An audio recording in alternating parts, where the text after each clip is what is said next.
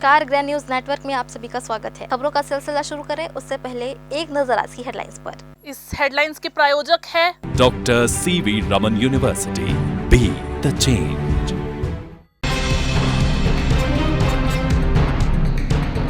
अमृत mission पानी पानी, testing के दौरान फूट रही है पाइपलाइन। हफ्ते भर में तीसरी बार हुई घटना, स्थानीय लोगों में खासा आक्रोश।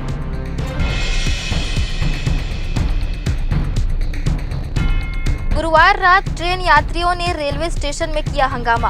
हावड़ा दुरंतो एक्सप्रेस में बासी भोजन परोसे जाने से नाराज थे यात्री। रेलवे के जिम्मेदार अधिकारी बासी भोजन परोसे जाने से करते रहे इनकार। कलेक्टर की संवेदनशीलता से 24 घंटे के भीतर पीड़ित श्रमिक को मिला न्याय। बंधक मजदूर को छुड़ाया गया।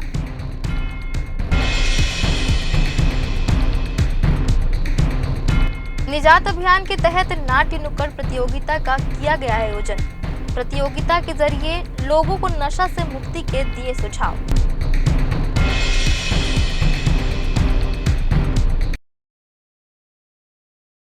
बिलासपुर की महत्वपूर्ण खबरों एवं गतिविधियों को जानने के लिए हमारे ग्रैंड न्यूज चैनल के फेसबुक पेज और यूट्यूब चैनल को सब्सक्राइब, लाइक, फॉलो, शेयर जरूर करें। और अब खबरें विस्तार से। अमृत मिशन योजना के तहत शहर में पानी की टेस्टिंग की जा रही है, जिसके माध्यम से लोगों को पानी की सप्लाई की जा सके।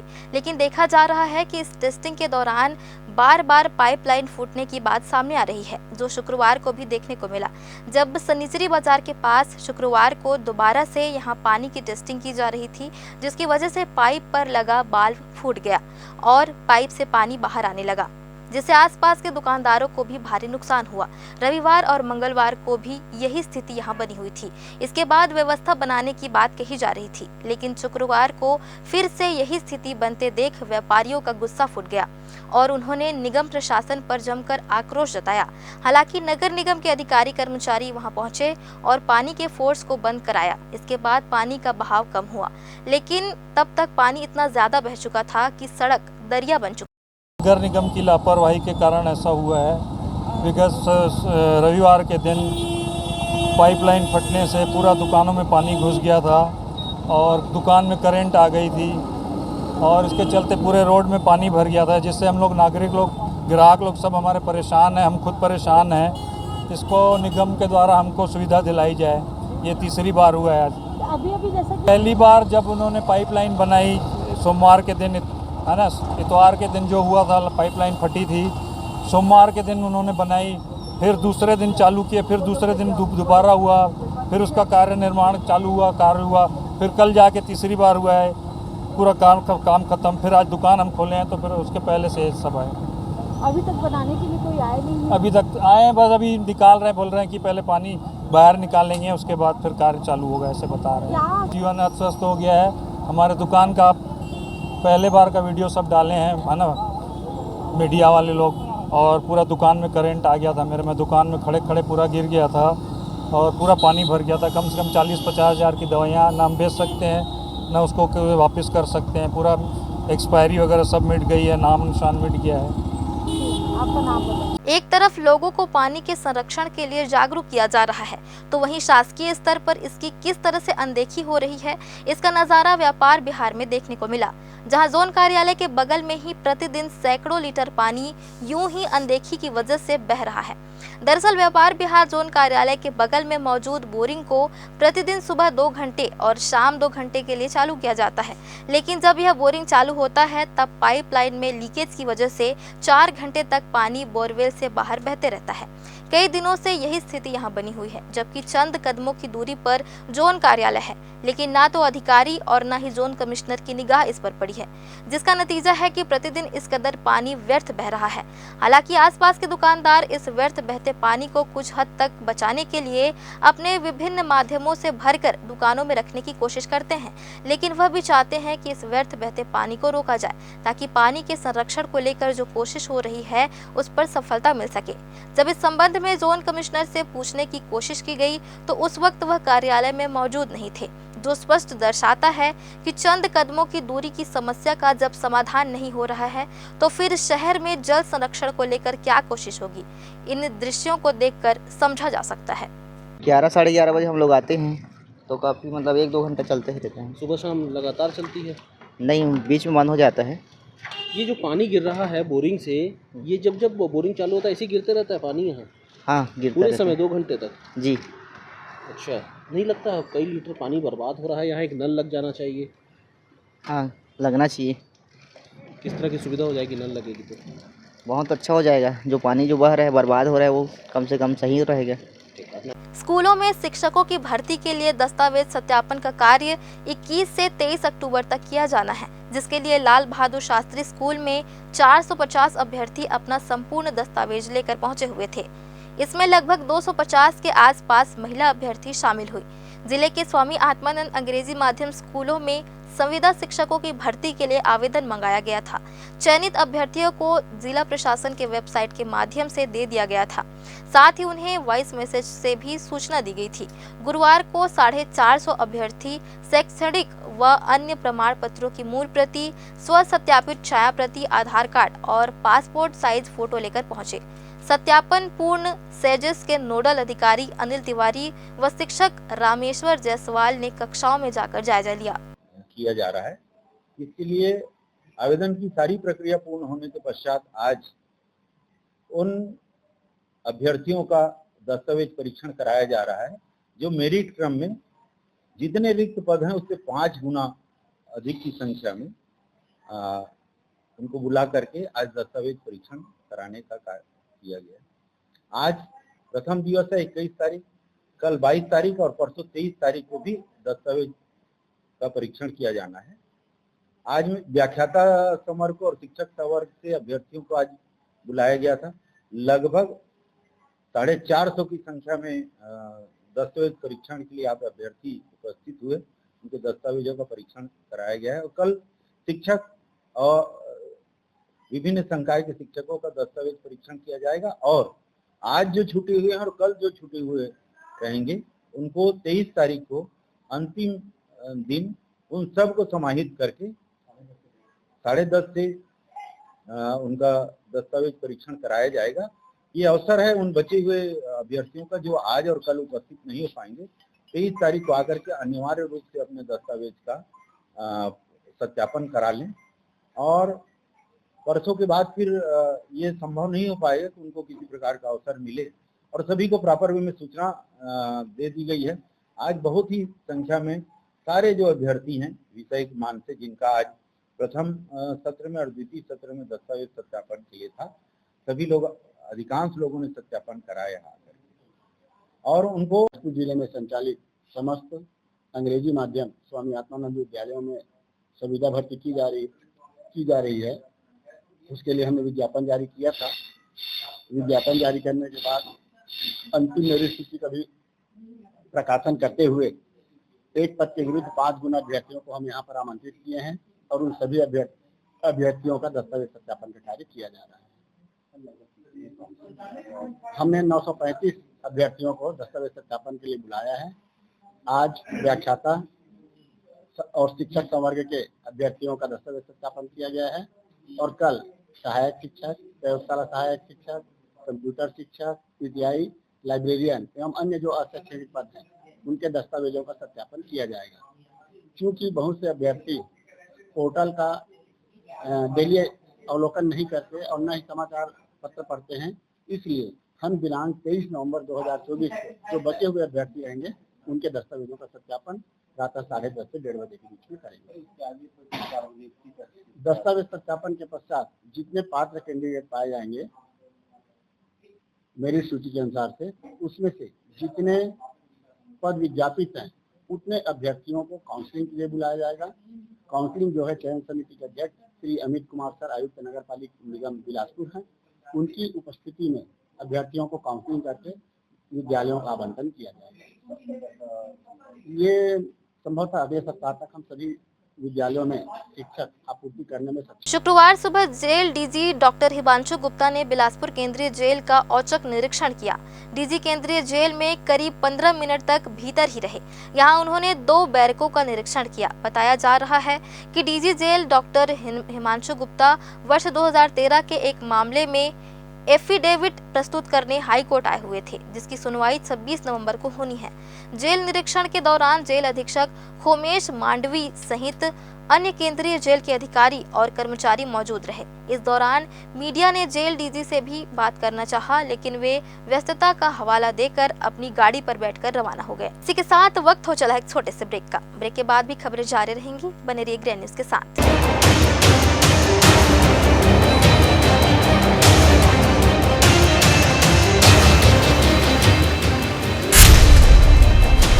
Dr. C.V. Raman University offers high-quality education to students, particularly those from difficult geographical areas of central India. The flourishing 70-acre campus boasts of more than 120 state-of-the-art laboratories, smart classrooms, research centers, and a plethora of on-campus facilities that provide easy access. Dr. C.V. Raman University. Baloda बाजार वाले Rakesh jewellers विगत 20 वर्षों से आपके शहर एवं आसपास के अंचल में एक विश्वसनीय नाम, सोने एवं चांदी के आभूषणों के निर्माता एवं विक्रेता। बिलासपुर शहर में पहली बार राकेश ज्वेलर्स इस दिवाली से ग्राहकों के लिए लेकर आए हैं सोने एवं चांदी के सामानों में फ्री इंश्योरेंस की सुविधा, ताकि लूट एवं चोरी होने की स्थिति में नुकसान की भरपाई हो सके। सोने चांदी एवं हीरे की आकर्षक ज्वेलरी, राशि रत्न, साथ ही 925 स्टर्लिंग सिल्वर की अच्छी वैरायटी भी उपलब्ध है। तो देर किस बात की, चले आइए राकेश ज्वेलर्स। हमारा पता करुणा चौक, सदर बाजार, बिलासपुर, छत्तीसगढ़। ब्रेक के बाद आप सभी का स्वागत है। हावड़ा पुणे दुरंतो एक्सप्रेस में यात्रा कर रहे यात्रियों का गुस्सा तब फूट पड़ा जब उनको रात में बासी भोजन खिला दिया गया। टाटानगर स्टेशन पर चढ़ाए गए बासी भोजन को खाने से यात्री फूड पॉइजनिंग के शिकार भी हो गए। यात्रियों के स्वास्थ्य की रेलवे ने चिंता भी नहीं की। यात्रियों का गुस्सा SECR जोनल स्टेशन पहुंचते ही फूट पड़ा। रात 12 बजे जैसे ही ट्रेन बिलासपुर रेलवे स्टेशन पहुंची, यात्रियों ने जमकर हंगामा शुरू कर दिया, जिसके चलते दुरंतो एक्सप्रेस के पहिए 2 घंटे तक डोनल स्टेशन के प्लेटफॉर्म पर थमे रहे। टाटानगर स्टेशन पर चढ़ाए गए भोजन को परोसने के बाद जब यात्रियों ने भोजन करना प्रारंभ किया तो 10 लोगों की तबीयत बीच में ही बिगड़ने लगी। तबीयत बिगड़ते देख साथ ही यात्रियों ने भोजन करना छोड़ दिया। इस बीच फूड पॉइजनिंग की शिकायत के चलते यात्रियों को उल्टी होने लगी। कुछ यात्रियों को बेचैनी की शिकायत भी होने लगी। चिकित्सीय मदद के लिए फोन और शिकायत के बाद भी रेलवे का चिकित्सा स्टाफ मौके पर नहीं पहुंचा। रेलवे की ओर से यात्रियों को कोई जवाब भी नहीं मिला।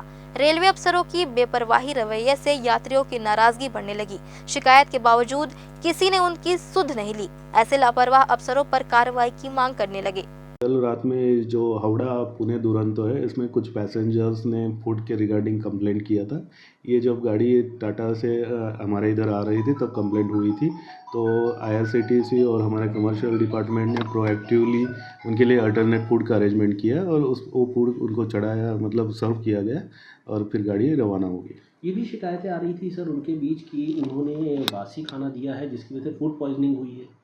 नहीं, ऐसी कोई कंप्लेंट नहीं है। उसमें 750 लोग थे, उसमें से कुछ लोगों ने ही कंप्लेंट किया था और उसके बाद उनके डिमांड पे अल्टरनेट खाना भी उसमें सर्व किया है।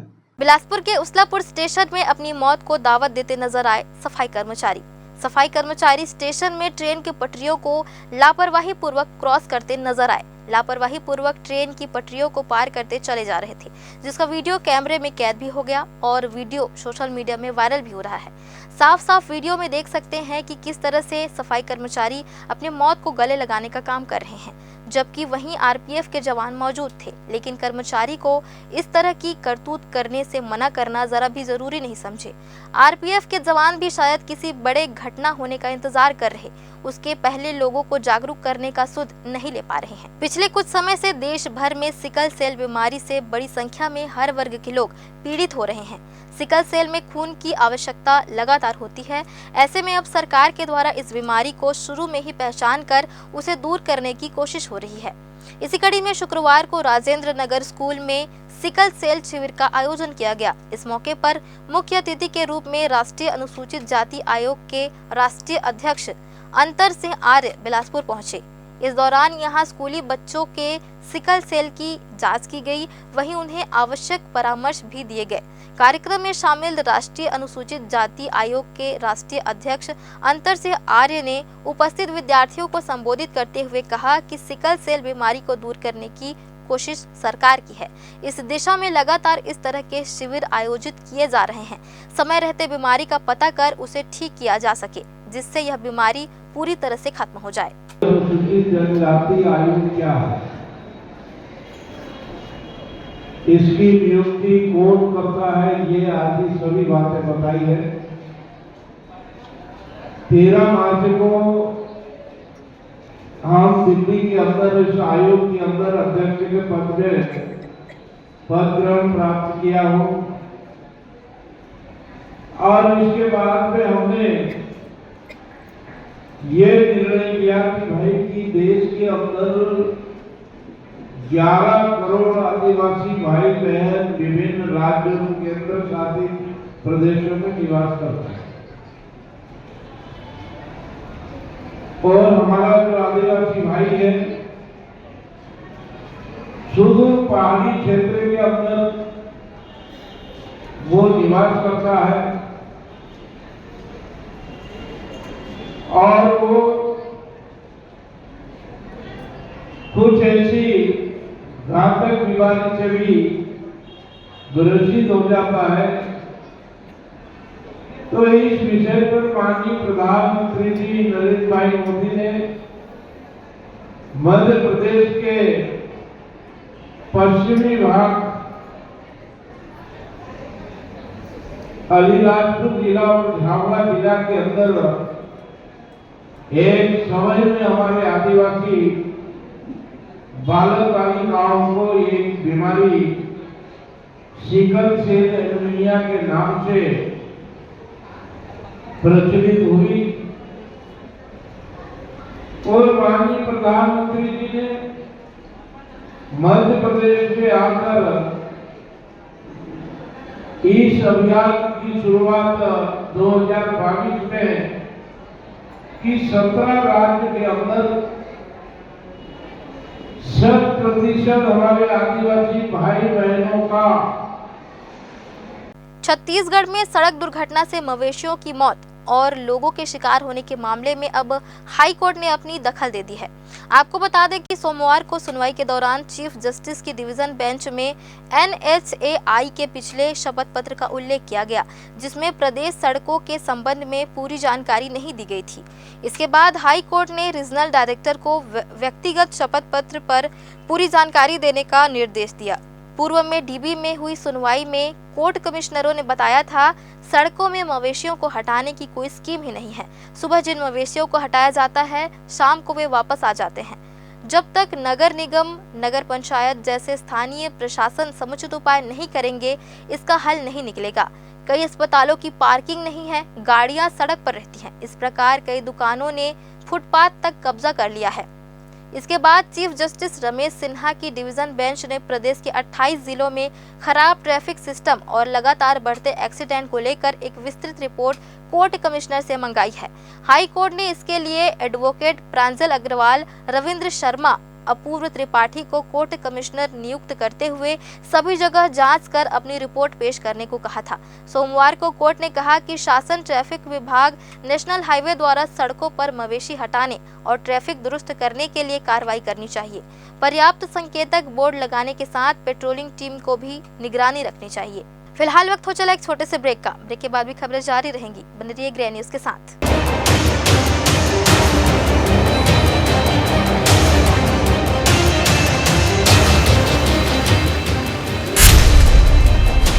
Dr. C.V. Raman University offers high-quality education to students, particularly those from difficult geographical areas of central India. The flourishing 70-acre campus boasts of more than 120 state-of-the-art laboratories, smart classrooms, research centers, and a plethora of on-campus facilities that provide easy access. Dr. C.V. Raman University. चौदह बाजार वाले Rakesh jewellers विगत 20 वर्षों से आपके शहर एवं आसपास के अंचल में एक विश्वसनीय नाम, सोने एवं चांदी के आभूषणों के निर्माता एवं विक्रेता। बिलासपुर शहर में पहली बार राकेश ज्वेलर्स इस दिवाली से ग्राहकों के लिए लेकर आए हैं सोने एवं चांदी के सामानों में फ्री इंश्योरेंस की सुविधा, ताकि लूट एवं चोरी होने की स्थिति में नुकसान की भरपाई हो सके। सोने चांदी एवं हीरे की आकर्षक ज्वेलरी, राशि रत्न, साथ ही 925 स्टर्लिंग सिल्वर की अच्छी वैरायटी भी उपलब्ध है। तो देर किस बात की, चले आइए राकेश ज्वेलर्स। हमारा पता करुणा चौक, सदर बाजार, बिलासपुर, छत्तीसगढ़। ब्रेक के बाद आप सभी का स्वागत है। कलेक्टर अवनीश शरण की संवेदनशील पहल से पीड़ित श्रमिक परिवार को तुरंत न्याय मिला है। ठेकेदार के चंगुल से छुड़ाकर उस परिवार को गृह ग्राम सकुशल रवाना किया गया है। गौरतलब है कि कलेक्टर अवनीश शरण के पास जन दर्शन में मुबारक खान नामक व्यक्ति द्वारा शिरकत किया गया कि वह ग्राम गुन्नौर, तहसील गुन्नौर, जिला पन्ना का निवासी है। उसने बताया कि ग्राम मंगला पासीद, तहसील बिल्हा में ईटा भट्टा में काम करता हूं, जहां मुझे ठेकेदार संतोष द्वारा प्रताड़ित किया जा रहा है। मुझे मेरे घर नहीं जाने दिया जा रहा और मुझे मजदूरी भी नहीं दी जा रही है। मेरे पास मेरे एवं मेरे परिवार के खाने पीने के लिए पैसा नहीं है और न ही रहने का मकान है। करीब 1 माह से ऐसी परिस्थिति से गुजर रहा हूं तथा मुझे बंधक बनाकर रखा गया है। उक्त व्यक्ति की व्यथा सुनकर कलेक्टर द्वारा तत्काल संवेदनशीलता दिखाते हुए उक्त प्रकरण में एसडीएम बिल्हा को निर्देशित किया गया। एसडीएम द्वारा तत्काल जांच कर आवश्यक कार्रवाई की गई। एसडीएम ने पीड़ित व्यक्ति एवं ईंट भट्टे के ठेकेदार को समक्ष बुलाया, जिसमें व्यक्ति से पूछताछ एवं जांच में पता चला कि शिकायत सही है। उस व्यक्ति को तत्काल उसके घर गुन्नौर, जिला पन्ना जाने की व्यवस्था की गई तथा वह व्यक्ति अपने परिवार सहित आज ही अपने घर रवाना हो गए। वाहन में अपने 1 दर्जन घोड़े भी साथ ले गए। कलेक्टर के त्वरित पहल एवं संवेदनशीलता के कारण 24 घंटे के अंदर उस व्यक्ति को अपने मूल निवास जाने का तथा बंधक की जिंदगी जीने से छुटकारा मिल गया। भिलाई के डेरा बस्ती के लोगों ने पुलिस थाने का घेराव कर दिया। नौबत लाठी चार्ज करने तक आ पहुंची। दरअसल मामला ऐसा है कि भिलाई के स्मृति नगर थाने के डेरा बस्ती के रहने वाले पिंटू नेताम को पुलिस ने लूट के प्रकरण में गिरफ्तार किया था। पुलिस ने आरोपी के पास से लूट के मोबाइल और नगद रकम भी जब्त की थी। आरोपी पिंटू नेताम की तबीयत बिगड़ने के बाद परिजनों ने पुलिस पर पिटाई करने का आरोप लगाते हुए बस्ती के लोग पुलिस के खिलाफ आवाज उठाने लगे। पुलिस को घटना की जानकारी देने के बावजूद आरोपियों के परिजन और स्थानीय लोग मानने को तैयार नहीं थे, जिससे स्थिति गंभीर हो गई। पुलिस ने बेकाबू भीड़ को शांत करने के लिए बल का प्रयोग किया। ग्राम दौंजरा, थाना गौरेला निवासी गोपाल सिंह पेंद्रो अपने 3 वर्षीय पुत्र अंश सिंह को लेकर अपने खेत में बने कुटिया में सो रहा था। तभी किसी अज्ञात आरोपी ने हथियार से हमला कर गोपाल सिंह पेंद्रो की हत्या कर दी, जिसके बाद पुलिस अधीक्षक जीपीएम भावना गुप्ता ने साइबर सेल को मामले की जांच के लिए निर्देशित किया। साइबर सेल की टीम द्वारा प्रकरण की नए सिरे से जांच प्रारंभ किया गया एवं कड़ी से कड़ी जोड़ते हुए पाया गया कि मृतक का बड़ा भाई भारत सिंह पेंद्रो शराब पीकर अपने घर जाकर परिवार के सदस्यों को हमेशा गाली गलौज और परेशान किया करता था, जिसके कारण उसके पिता और छोटा भाई मृतक गोपाल सिंह पेंद्रो उसे मना किया करते थे और घर में ही बांध दिया करते थे, जिस वजह से आरोपी भारत सिंह पेंद्रो मन ही मन अपने छोटे भाई से रंजिश रखने लगा था और अपने साथी शोभनाथ श्याम के साथ शराब पीकर अपने खेत में सोए छोटे भाई गोपाल सिंह पेंद्रो के सर पर टंगिया से प्रहार कर निर्मम हत्या कर डाली। प्रकरण में मृतक का बड़ा भाई भारत सिंह पेंद्रो एवं अपराध में सहयोग करने वाले उसके साथी शोभनाथ श्याम को गिरफ्तार कर लिया गया है। बिलासपुर में गुरुवार की शाम सिरगिट्टी थाना क्षेत्र के अन्नपूर्णा कॉलोनी में बाइक सवार युवकों ने टाइल्स मिस्त्री और उसके साथियों से मारपीट की। इसी बीच एक युवक ने टाइल्स मिस्त्री पर चाकू से हमला कर दिया। हमले में लहूलुहान मिस्त्री को साथियों ने पहले जिला अस्पताल ले गए, जहां उसकी हालत देखते हुए उसे सिम्स रेफर कर दिया गया। पता चला सिरगिट्टी क्षेत्र के अन्नपूर्णा कॉलोनी में रहने वाले रहमत अली टाइल्स मिस्त्री हैं। गुरुवार 21 नवंबर को वे साथियों के साथ काम कर रहे थे। काम के बाद शाम को वे घर की ओर लौट रहे थे। अन्नपूर्णा कॉलोनी के पास उनकी बगल से बाइक सवार युवक तेजी से वाहन चलाते गुजरे।